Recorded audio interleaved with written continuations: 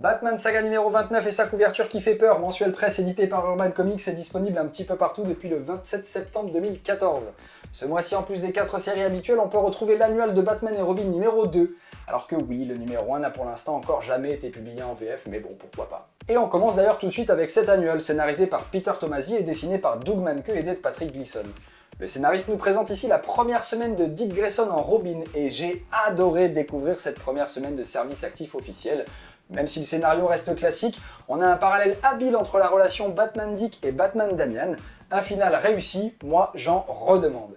Côté dessin, j'ai trouvé le travail de Mahnke vraiment beau et bien travaillé, et j'ai aussi beaucoup aimé le design choisi pour les personnages, particulièrement le vilain de l'histoire.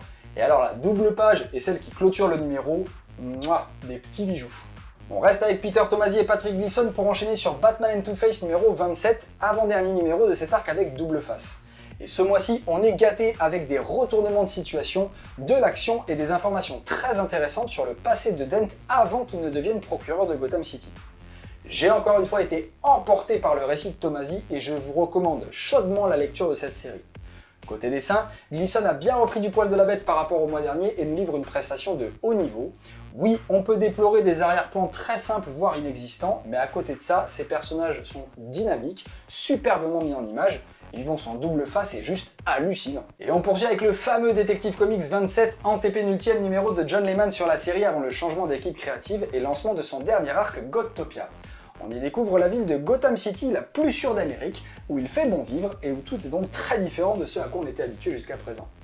J'ai là aussi beaucoup aimé le scénario proposé avec la ville de Gotham lumineuse et des personnages à l'opposé du rôle qu'on leur connaît.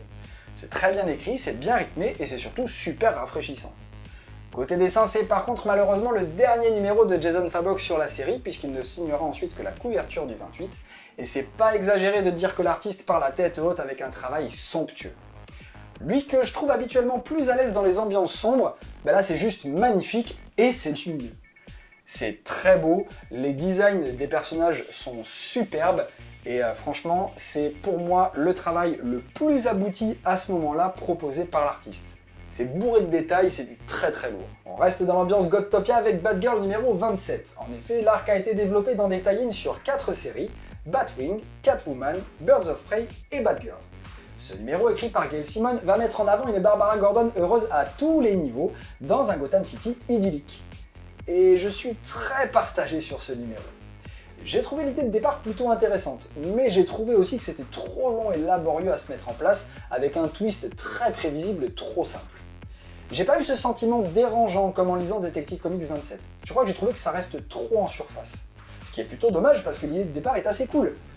Je dois aussi reconnaître que la scénariste n'est pas forcément aidée ce coup-ci avec la partie graphique, parce qu'en dehors de la superbe couverture d'Alex Gardner, le travail de Robert Gill est pour moi vraiment moyen.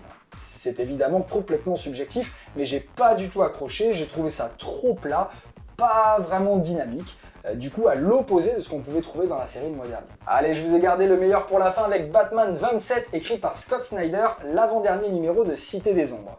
Pour finir de rigoler, ce mois-ci le scénariste passe la vitesse supérieure, la tension monte encore d'un cran et le cliff de fin nous promet une conclusion de chapitre mouvementée. Oui, il y a beaucoup de dialogues, mais c'est très bien écrit et je me suis régalé. Côté dessin, c'est pas compliqué, on a droit à du Greg Capullo en mode virtuose.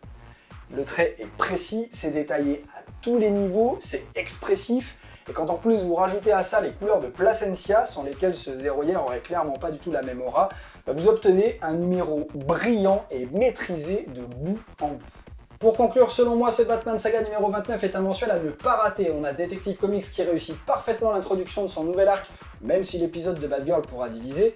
Zero Year, Batman and Two-Face accélère, et puis surtout, l'annuel de Batman and Robin qui assure un très bon fanservice.